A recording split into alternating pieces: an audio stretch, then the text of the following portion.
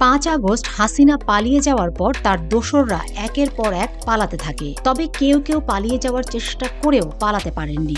তাদের মধ্যে রয়েছেন প্রতিমন্ত্রী জোনায়েদ আহমেদ পলক। দেশ থেকে পালিয়ে যাওয়ার জন্য বিমানবন্দরে যেও তিনি দেশ ত্যাগ করতে পারেননি, উল্টো কারাগারে জায়গা হয়েছে তার। তবে কারাগারে থেকেও তিনি থেমে নেই, এক এক সময় এক এক রকম কথা বলে আলোচনায় থেকেছেন। এর মধ্যে অন্যতম হলো তার সোয়েটার হারিয়ে গেছে।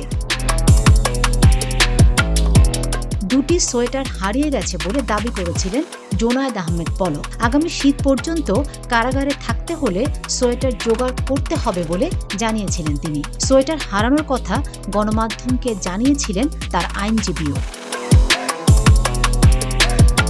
21 এপ্রিল সকালে ঢাকার চিফ মেট্রোপলিটন ম্যাজিস্ট্রেট CMM আদালতে সাবেক তথ্য প্রযুক্তি প্রতিমন্ত্রী জোনায়েদ আহমেদ পলক এসব অভিযোগ তোলেন। পলকের সোয়েটার গতকাল বিকেলে খুঁজে পাওয়া গেছে।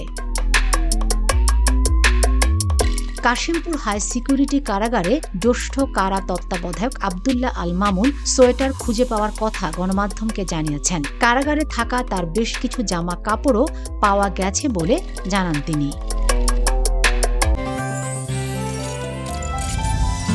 গাজী গ্যাস স্টোভ, রান্নায় আনে শিল্পের ছোঁয়া।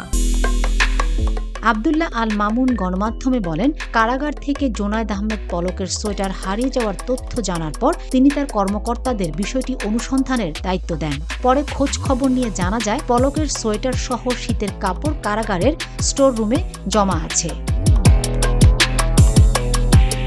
সম্প্রতি পলকের স্ত্রী কারাগারে এসেছিলেন। তখন পলক শীতের কাপড় তার স্ত্রীকে দেওয়ার জন্য কারাগারের নিরাপত্তা রক্ষীর কাছে দিয়েছিলেন, কিন্তু অসাবধানতাবশত কারারক্ষীরা তা ভুলে গিয়েছিলেন।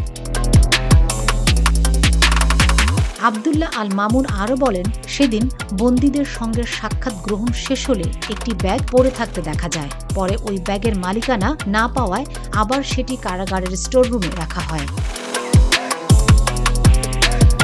আদালতে সোয়েটার হারিয়ে যাওয়ার অভিযোগ তোলার পর কারা তত্ত্বাবধায়ক আব্দুল্লাহ আল মামুন বলেছিলেন, আলোচনায় থাকার জন্য জোনায়েদ আহমেদ পলক উদ্ভট সব দাবি করে থাকেন। এই সোয়েটার হারিয়ে যাওয়ার তথ্য এমন একটি উদ্ভট দাবি। কারাগার থেকে কোনো বন্দির জিনিসপত্র হারানোর সুযোগ নেই। পরে তিনি বিষয়টি অনুসন্ধান করেন।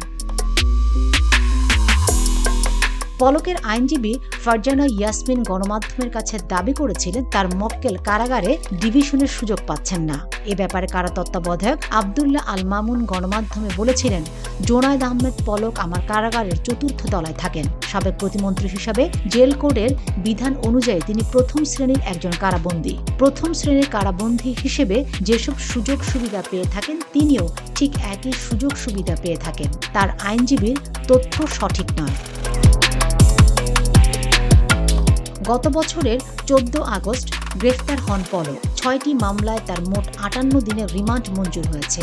বিভিন্ন হত্যা মামলায় সাবেক আইনমন্ত্রী আনিসুল হক, আওয়ামী লীগ নেতা আমির হোসেন আমু, শাহজাহান খান, কামাল আহমেদ মজুমদার, জোনায়েদ আহমেদ পলক, তুরিন আফরোজকে গ্রেফতার দেখানো হয়েছে। Fatema Shilu, GTV news.